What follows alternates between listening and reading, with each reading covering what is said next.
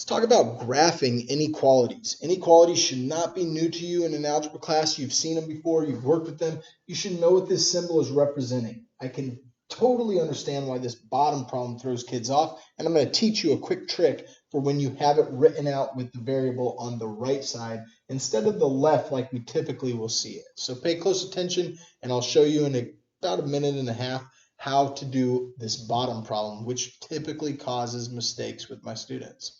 All right, so we read each one of these out. N is less than 1.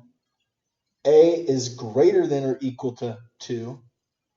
F is greater than -4. Pay close attention here. X is less than or equal to -2.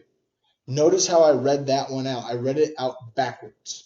Okay, I read it from right to left, which we've never been taught to read that way, right? If I say open up a book and you started reading right to left, I'd be like, oh, we got some issues. We need to go back a few grades. Okay, this inequality is written with the variable on the right side.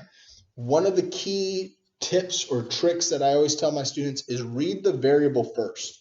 Okay, if it's written out this way, just read it backwards.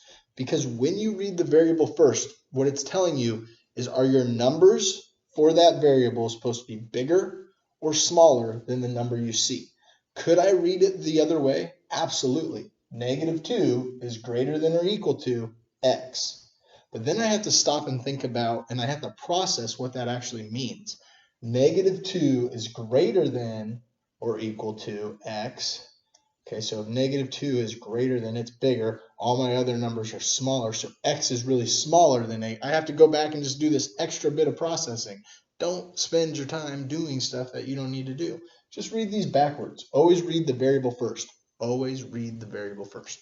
Okay, now how do we graph them?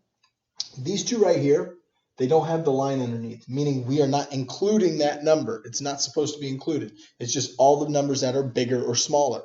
So those are going to be open circles on the number. So here I have a number line where I mark 0 and 1. I'm going to put an open circle.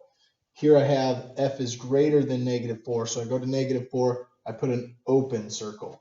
Both of these are open circles. Both of these are not including the number we're talking about. It's just the numbers that are bigger or smaller.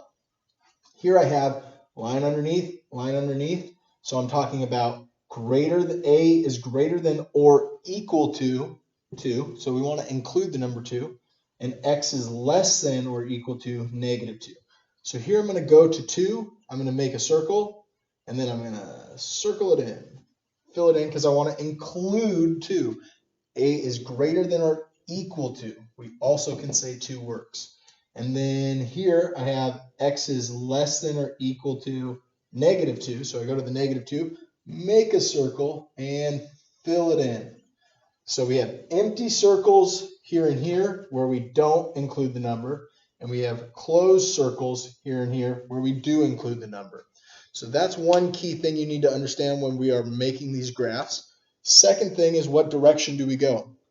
Well, is the variable bigger or smaller? Is it representing numbers that are larger or less than?